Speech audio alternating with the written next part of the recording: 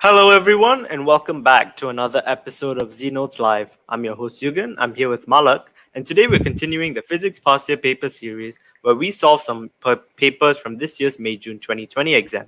In this episode, we will cover the alternative to practical paper or paper 62 from IGCSE. On to you, Malak. Hello, my name is Malak, and as he said, now let's get going. Question 1. A student investigates the period of a pendulum. Figure 1.1 and figure 1.2 show the apparatus used. Explain briefly, with the help of a diagram, how you could use a meter rule and a set square to measure the length of the pendulum as accurately as possible. So, we want to measure the length, which is this here. So it needs to be from the midpoint or from exactly the middle of the bob to the bottom of the clamp. To do that, we can set a square here. Use a set square to exactly go to the middle of the bob, and then from there we can use a ruler which will be perpendicular to the set square to the bottom of the clamp. And we can just then measure it. Make sure that your eye is perpendicular to the ruler to avoid parallax error. Would you want to add anything, Yukan? Yeah, for those of you guys who don't really understand how a set square works, basically it's a right angle triangle shaped ruler that you use to measure right angles. You can also use it for isometric drawing if it's a 60-30 thing, but you won't be doing that in physics, obviously. So yeah, make sure you know how to use a set square, as it might be useful in keeping things perpendicular in experiments where you need them to be, in this case, the ruler. Yes. Yeah, I forgot to mention that. The point of a set square in this experiment is to make sure the ruler is perpendicular to the floor. So, and when they told you use a set square, don't forget to include that, because if you don't, that would lose marks from you. And also, don't forget to include the parallax error problem. Like, mention that it needs to be exactly a right angle. In this case, Malak did not have all too much space to do her diagram, but of course, in the exam, you're given a little bit more space for that. Yeah, you can continue.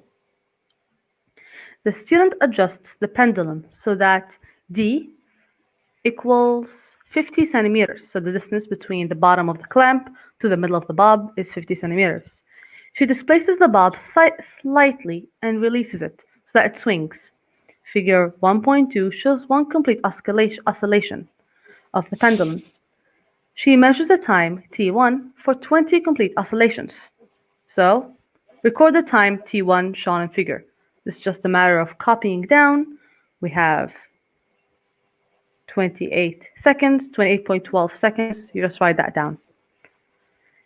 BII, calculate the period, capital T1, of the pendulum. The period is the time taken for one oscillation. This is easy. We know that T1 is equals 20, so you want to just find the time for one oscillation instead of 20 oscillations. I don't think you need much thinking. It's very straightforward. The student adjusts the pendulum until the distance is 100 centimeters. She repeats the procedure and records the time T2 for 20 oscillations and the period. So now they just give you the time, the period, and the oscillations. She measures the mass MA of the pendulum bob. The reading on the balance is shown in figure 1.4. Now you just have to write it down, and you don't have to write the grams since gram is already mentioned in there. 1C, the student repeats the procedure using a pendulum bob of mass MB. So now repeats it again with a bit of a higher mass. She obtains these results. Distance between the bob and the bottom of the clamp is 50, and she got the period. Then when distance is 100, she got the period of one oscillation. Using the results T1, T2, T3, and T4 for the period of each of the pendulums, tick the reasons that matches the results within the limits of experimental accuracy. So now when distance was 50, when the distance was 50 centimeters and the mass was 100, we got the time period 1.93. And now when the distance was 50 as well, we got 1.4, right? So distance is the same, but mass is different. And we still got the same period. So the period does not depend on mass because we got everything constant except the mass, and the results did not change. But when we changed the distance and kept the mass constant, the period changed. So again, it is not affected by mass. We kept the same distance, different masses, and there was no change. But it's instead affected by distance. Same mass, different distances, the period changed. So we tick the right box, which was period T is affected only by D. Is that clear? Anything else we'd want to change?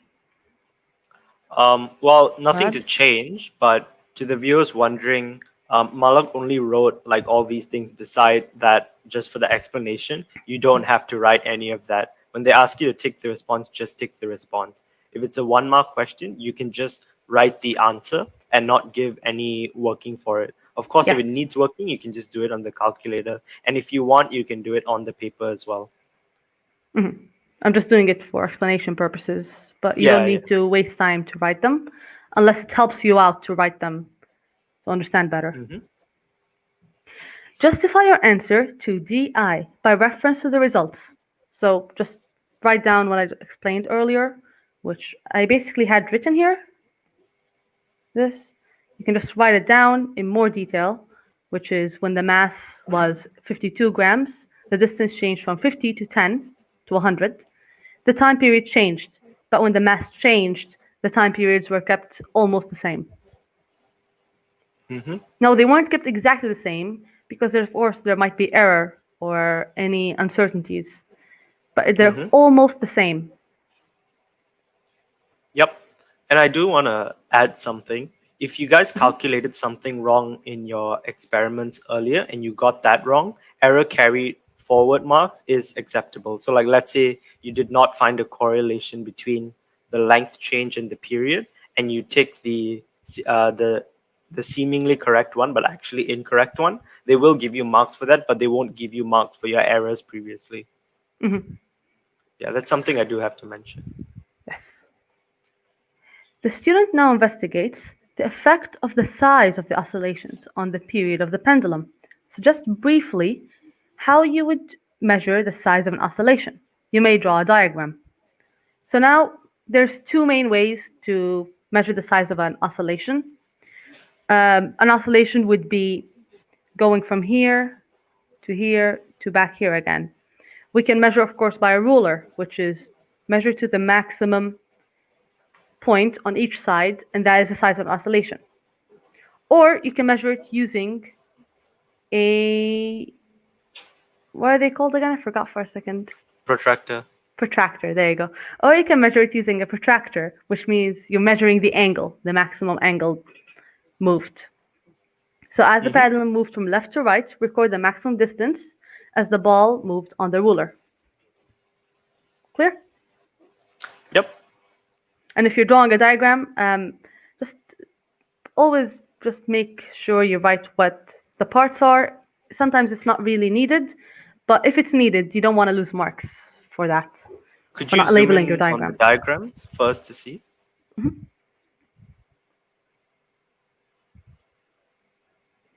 First one. And the second one, the alternative method.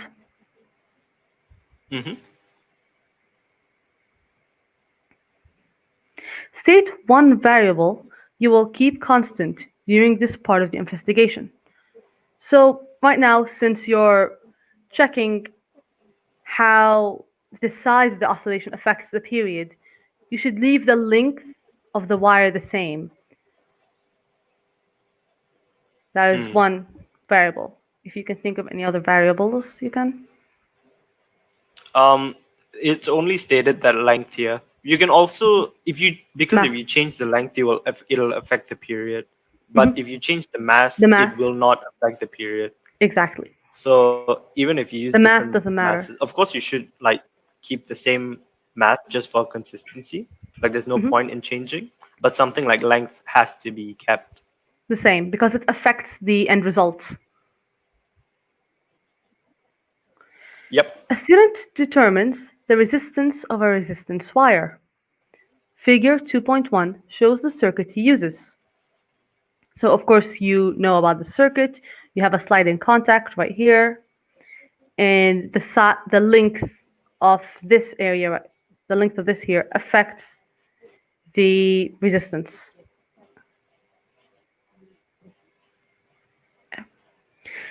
The student places the sliding contact C on the resistance wire at distance L equals 10 centimeters from B. Record in the first row of table 2.1 the potential difference V. The length across the length L equals 10 centimeters of resistance wire as shown in the voltmeter. So now we just want to record. You can, of course, always check and make sure how much one division is worth. I personally checked and I found one division is worth 0.1 voltage. Then you go here and you write that down. It's landed on 0.2. Then you do the same thing with the ampere. And last but not least, they told you to complete the column headings, which means you need to write down the units of each one. If you fail to do so, you would lose a mark. The student repeats the procedure using length equals 30 centimeters, 50 centimeters, 70 centimeters, and 90 centimeters. The readings are shown in table 2.1.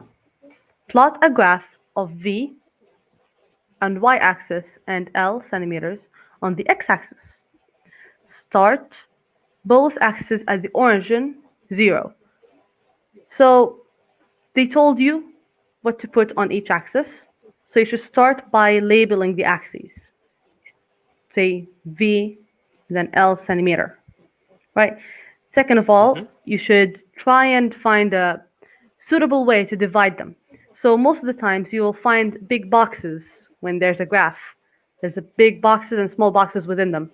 Try and make each big box a figure or a division.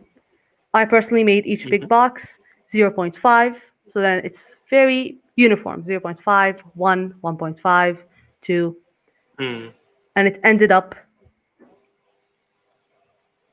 in 2.5, which is more than we need, but it ends up really nicely. As for here, the biggest length that we need is 90, so I ended it at 100 centimeters, because it's very hard to end it exactly at 90. And then you should plot your graph. Make sure you make a line, a straight line. It needs to be a line of best fit. And yep, that's clear. Make sure your plottings are small and very specific. And the rest is just a matter of plotting the dots and drawing a line. Do you want to add anything, Yukan? Yep.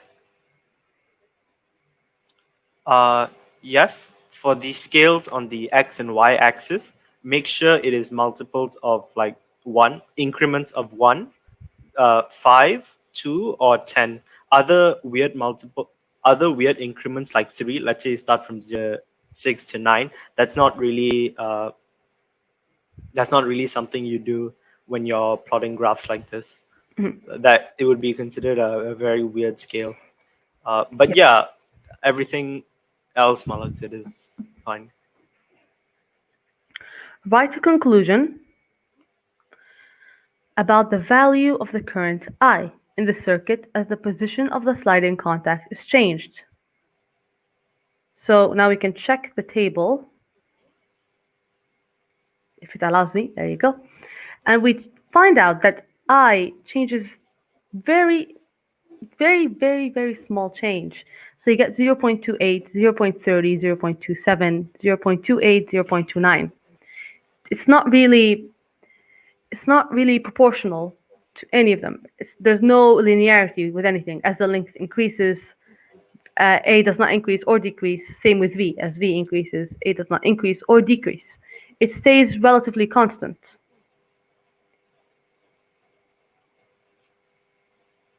So we said current I stays the same when contact C is changed. So as we move contact, I stays the same. Justify your conclusion by reference to your results. So, as I said, as the length changes, the value of I on the table are almost equal. Do you want to add anything, Yukan? Yeah, if I look at the mark scheme, it says conclusion matches readings except I constant. They want you to get a result from your graph, not the table. From the graph. So as in... So something like there is a linear relationship between L and V. And V. So in that case, the other variable would have to be constant since there's a linear relation between the other two in the equation. Yep. Okay. So let's write that down as well. So we said as graph is constant, is linear. For I and II. So I think linear spelled wrong. Linear. The third variable has to be constant. No. I was talking about I and II. So you cannot say current I stays the same when contact C is changed. Okay. All right. So this answer cannot be said specifically for the mark scheme. So when we need to say, you can't just say it stays the same. You need to prove using either the graph or the table. So since in the graph, I'm not going to write it down because it's going to take a while. Since in the graph over here, it's a linear relation. That means the third variable that we have is constant, or else it would not really be linear and it would not start at the origin. It would start from up or down. Am I correct? All right. And you can also go back to the table and reference the data that we have, is that they're almost the same. Or you can reference the graph and saying that since it's a linear relation, unless you'd want to explain this better, you can, since it seems that you have the answer. Yeah. Could you go to CII? Okay. So although what Malak said here is completely correct, as current I stays the same when contact C is unchanged, something like that we can already infer from the table or from the fact that the circuit is a series circuit. So the current in that will always be the same anyways. So in this case, the for CI and CII, what you do have to put is something like there is a linear relationship between V and L, or some conclusion that matches your reading based from your graph.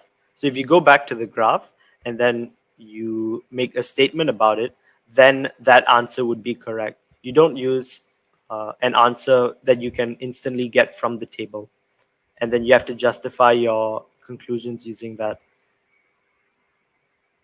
All right, shall we move on then? Yeah, we can move on. 2D. Using the graph, determine the potential difference, VL, when the length L is equal to 60 centimeters. Show clearly on the graph how you obtained your results. So we go back to the graph. I already marked it with an orange.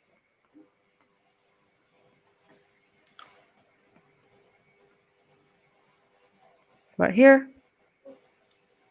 So they said 60 centimeters. You have to go up and then check where that corresponds, which I got 1.35.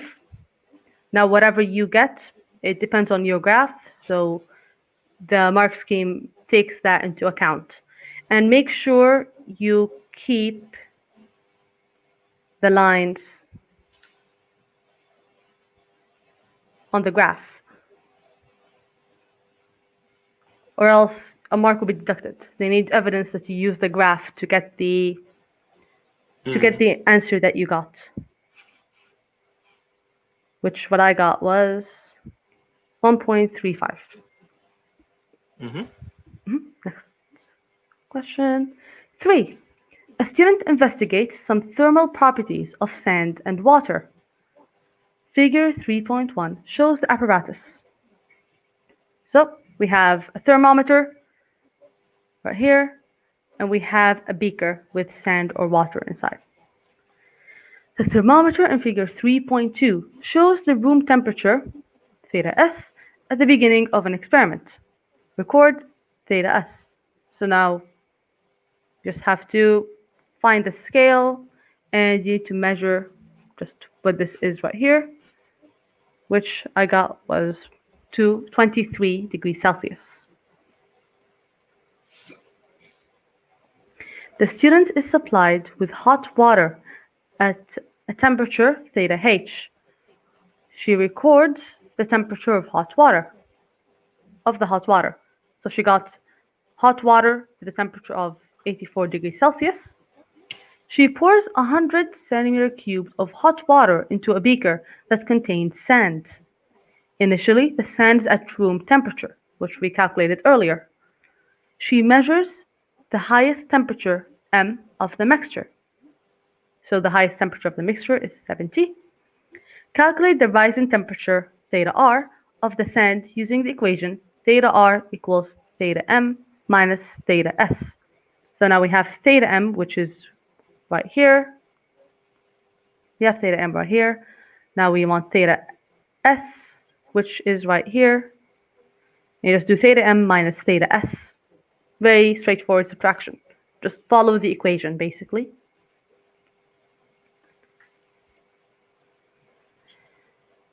Explain briefly what the student does after pouring the hot water into the sand and before taking the temperature in order to obtain a reliable value of theta M.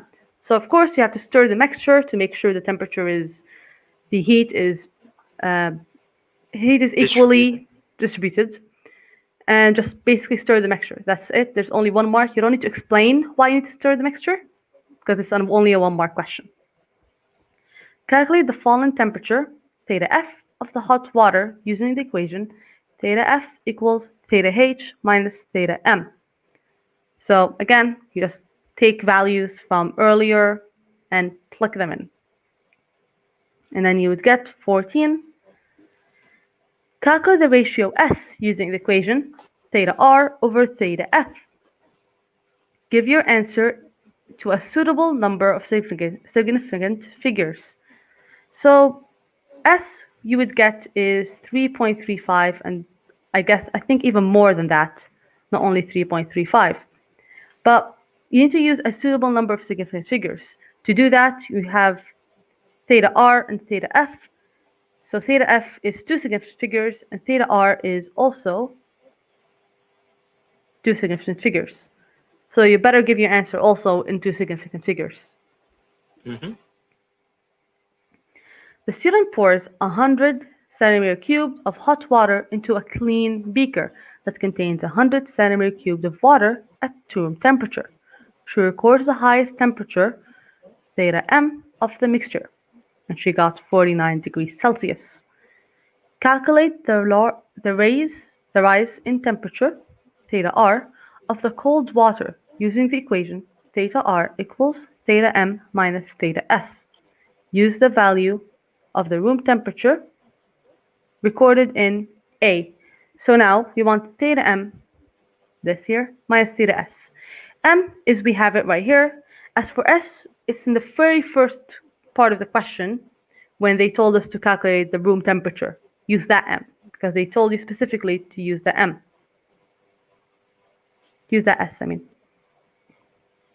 Clear? Mm-hmm. Calculate the fall of in temperature, theta f, of the hot water using the equation theta f equals theta h minus theta m. So now they're trying to confuse it with so many variables. But basically, just do what they tell you. When they tell you theta h minus theta m, look around for theta h and theta m. Just put them in. We have theta m right here. In that case, we need to look around for theta h, which was earlier, right here. There you go. It's the hot water temperature. So now you just subtract them from each other. It's not really that complicated. It looks complicated, but it's not. You just have to look at the variables that they give you and plug them in. Calculate the ratio W using the equation W equals theta R over theta F. W equals theta R over theta F. Now you do the same, and you better also put it as two significant figures, because everything we have so far is two significant figures. Just round that up.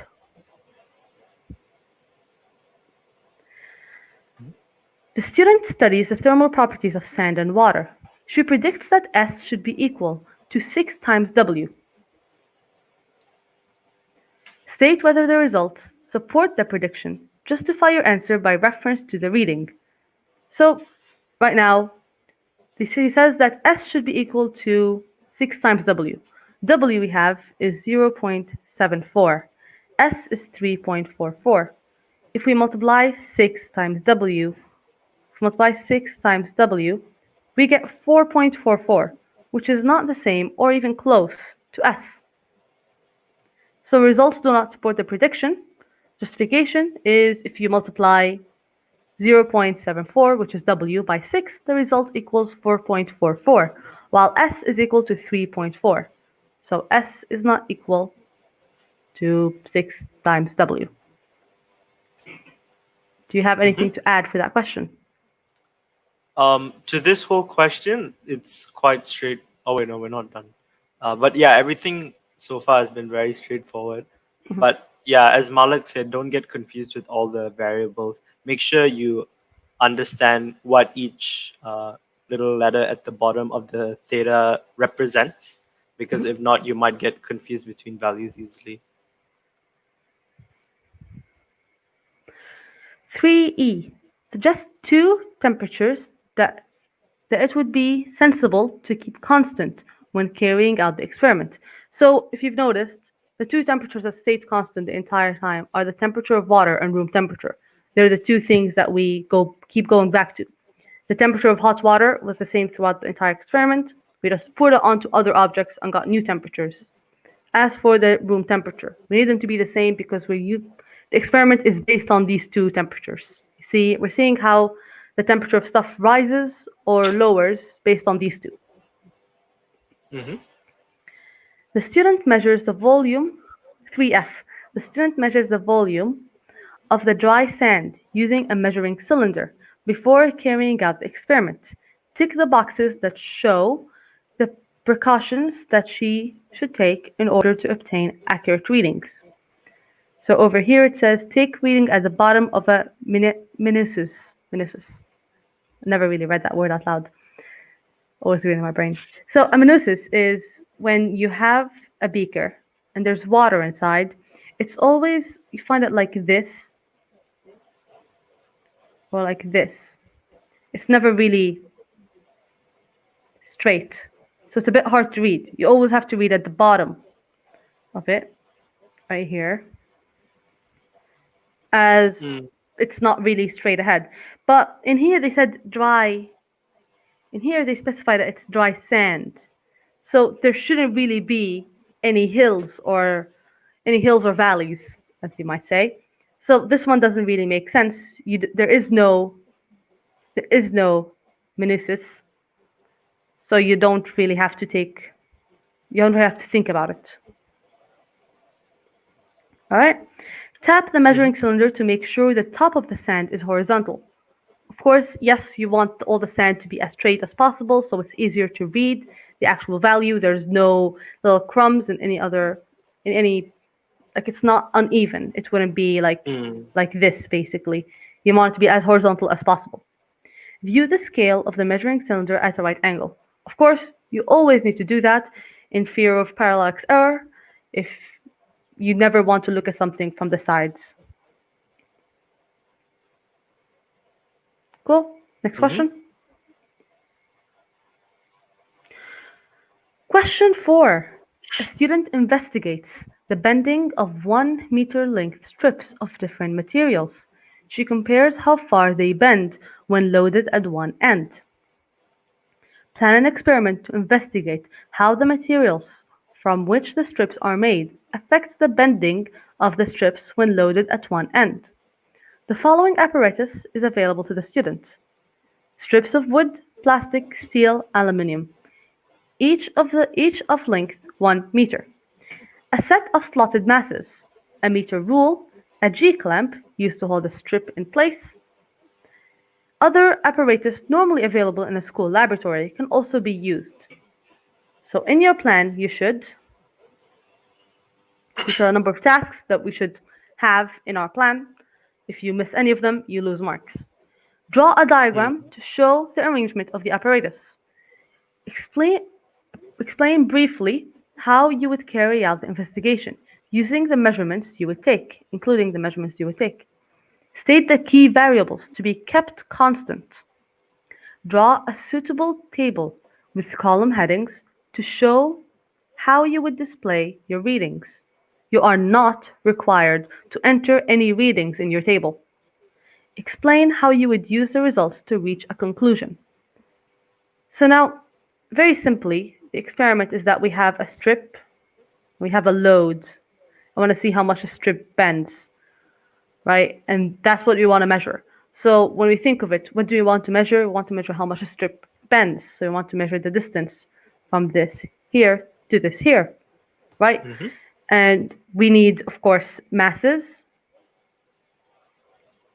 And we need the strip, and we need something to hold the strip in place, right? So that Mm-hmm. is basically the entire experiment. You don't need anything more or less.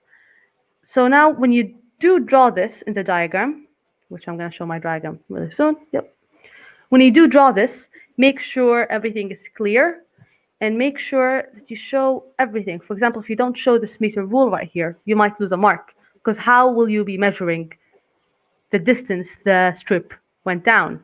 How will you be measuring the depression or the distance moved by the strip? You can't. So you need to show the meter rule. You need to show the mass and you need to label everything. Mm. Is that clear? Next part. The next thing we want from the I labeled what every task is. Next task we have is explain briefly how you would carry out the investigation, including measurements you would take. So here's the experiment. You add a load at the end of the strip and measure the distance in centimeters of the bend using a meter rule which is perpendicular to the floor is a vertical. You can also, of course, normally the paper will be vertical, so you will have the diagram right above the experiment. So you can keep looking at that and mentioning the diagram above. So you can write as seen in the diagram, and you can, that way it's easier to explain.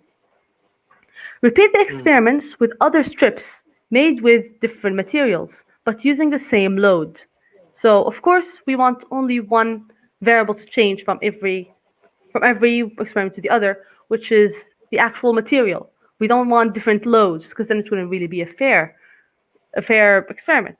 We wouldn't get what we want to get. The variables to be kept constant are the strips should have the same thickness. If one strip is thicker than the other, it wouldn't be as bendy. That case, again, it wouldn't be fair. And something else, you should use the same loads, as I stated earlier. As for the table, you should just draw a table with all of the information that you need. You need the material to find out which material is most bendy, the load, and the distance it traveled.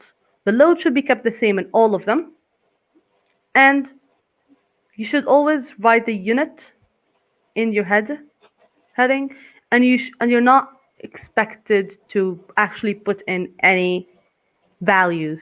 They actually specified specifically not to put in any values. As for the Hmm. conclusion, the strip that bends with the most, with the same load, is the most bendy. Of course, that's what you want to know. So, for example, if you use plastic and plastic bended the most, you would know that plastic is the most bendy out of the materials you are given. Anything you'd like to add, Yukan? Um, Whatever you wrote for this experiment is very straightforward and easy to follow. So thank you for doing that for everyone here. This is like for the viewers, this is like the bare minimum that you need to write. If you guys think that writing a bit more like paragraph based stuff is better, you can do that as well. Just make sure that you have all the relevant points that they want you to add from the experiment, and then you would get all the marks anyways. So These are the points that you also, need. if you go back to the diagram, Yeah, of course, yeah, right here. and here, hang on, could you go to like the first question for slide?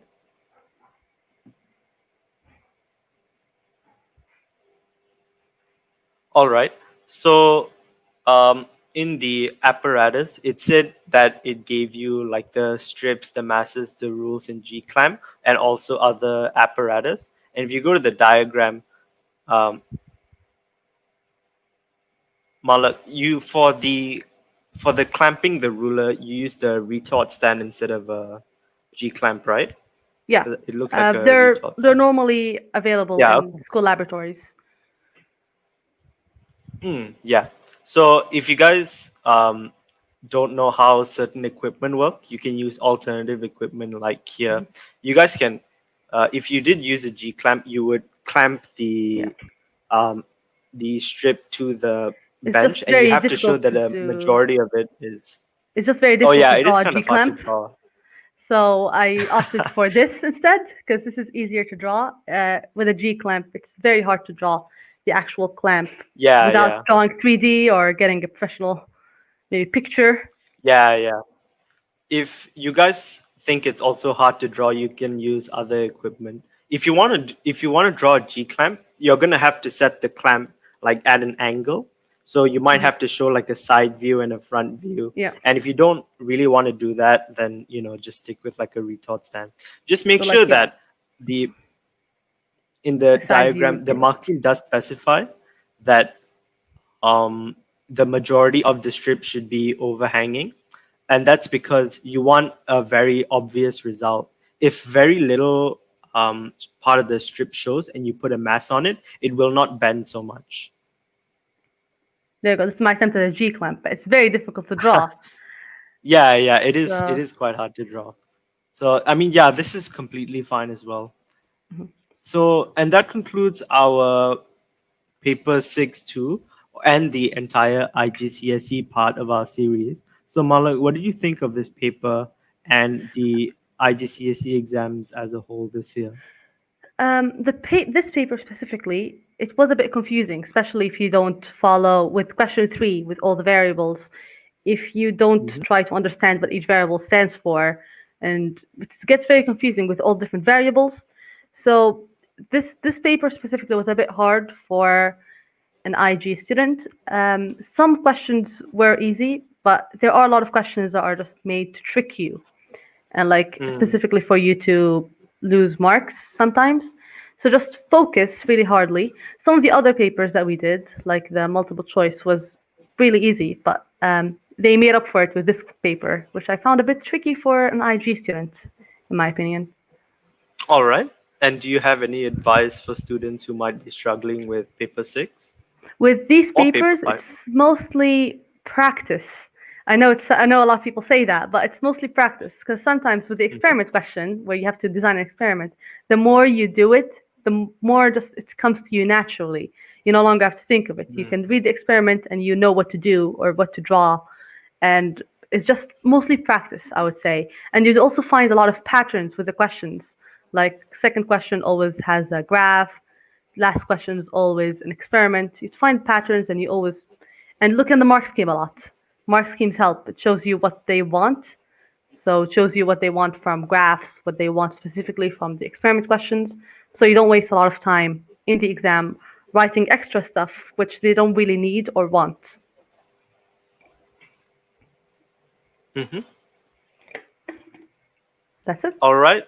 And that brings us to a close. That is our session for today. I hope all of you enjoyed this session and learned something valuable. Thank you, Malak, for taking your time to do this series. Please follow our social media shown in the next screen. Of course, all links in the description. Please join our ZNotes Discord to talk with our community. Enjoy the rest of your day and good night.